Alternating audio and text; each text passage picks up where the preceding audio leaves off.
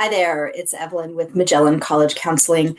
I wanted to record this video because we've got a little bit of updated information from the University of California. So 5 years ago, I made a recording. I gave a little presentation that I called the California Conundrum, and we have the same problem. Just the numbers are a little updated, and I just wanted to run through some numbers with you. So let me share my screen, and I will also put a link to that past recording and that article called the California Conundrum, because the concepts are all still true. The numbers have just changed a tiny bit. So I'm in the University of California Information Center, tons and tons of data here. It's always a year to a year and a half behind, right? So what I'm going to talk to you about today is the high school class of 2025. So I'm recording this in February of 2026.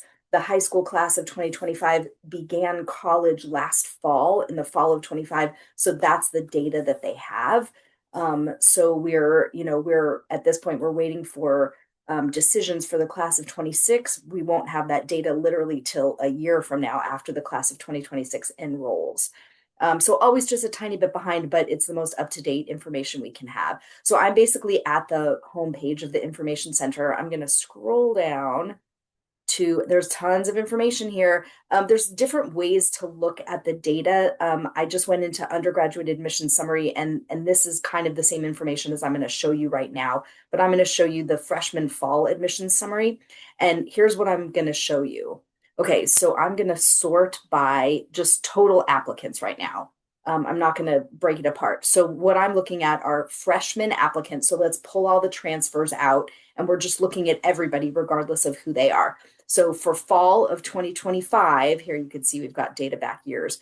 For fall of 2025, you can see the UC system, the system as a whole, 9 undergraduate campuses, got just over 205,000 applications for freshman admission. That's down a tiny bit. It's down by about 1,500. It was 207 for class of 24. It was 206. It's actually still down from 2 years ago. It's way down from class of 2022. And remember, we're kind of in COVID territory here, right? So this was class of 21. So that was the first COVID year. And you can obviously see the huge jump right here between class of 2020. That was the pre-COVID. So these are the last students who took an SAT or ACT. This is when SAT or ACT was required by the UC system. And you could see the jump. It jumped by 30,000 applications just in that 1 year, because this is when they took the SAT and ACT requirement away. And obviously we have stayed in that range, and we have stayed with that regulation. Okay, so just keep this number in your head, 205,000 total applications. Let's see how many they admitted. Now, again, this is system-wide. I'll break down a couple examples in a moment. So system-wide, out of 205,000 applicants, they admitted 148, almost 149,000. They found space at least one of the 9 campuses for, let's say, almost 75%, just about 75% of the students who applied. Okay, but of those 148, you applied to, Berkeley, Irvine, and San Diego, and you got into Davis, and you weren't excited about that, so you didn't go there. So they let in 148 system-wide, but how many enrolled? Ready? Here we go. 52,000, just over 52,000. That's how much space the UCs have in the entire system. And obviously they do their admissions knowing what their yield rate is going to be. So it may sound to you like they over-enrolled. They didn't. They let in the exact number. Each campus let in the exact number that they each needed to admit the right size class.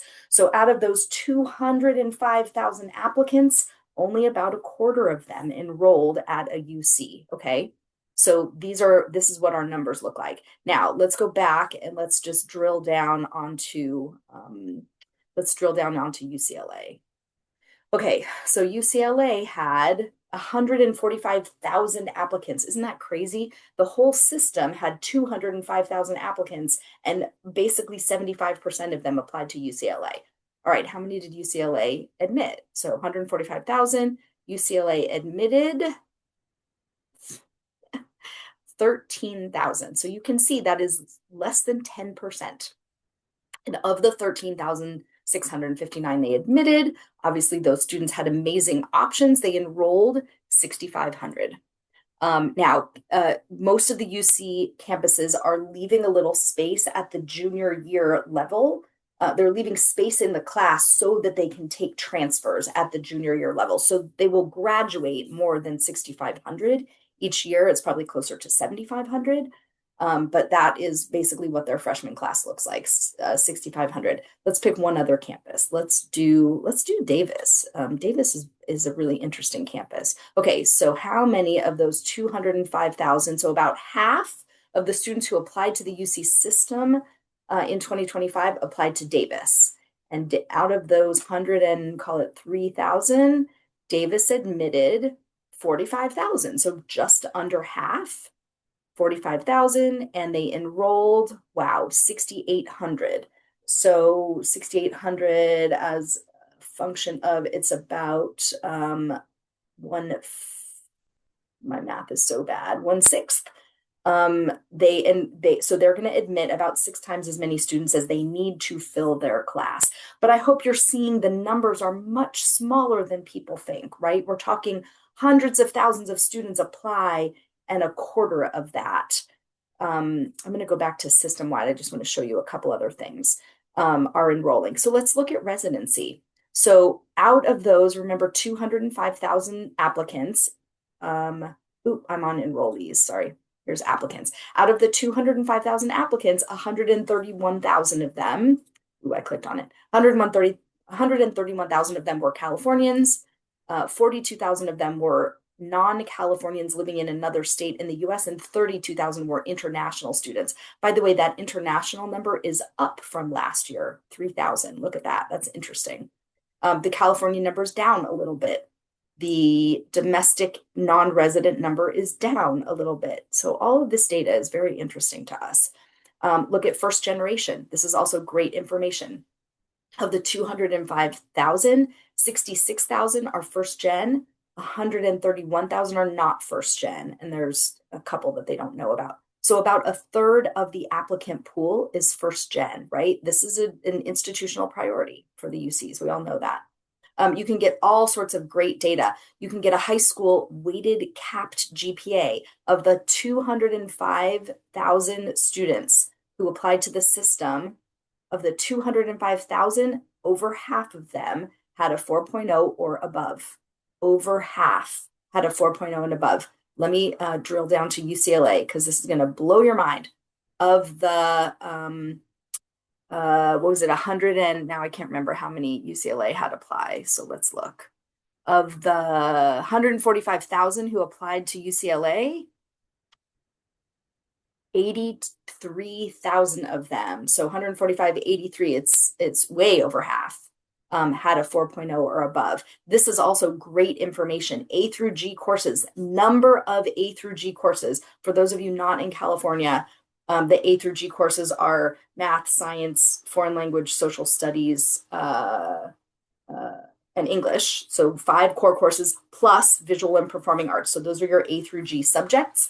And the UCs are counting how many semesters of those A through G subjects you have over 4 years of high school. So in a typical situation, so those are 6 core subjects, right? And each year, generally, you take 2 semesters. So you have the opportunity, if you take all 4 years of all 6 of those core subjects, most students don't do that, but that's 12 semesters per year. So you have the opportunity to take 48 semesters of core courses. They're counting by semesters, right? It says A through G courses, it's by semester.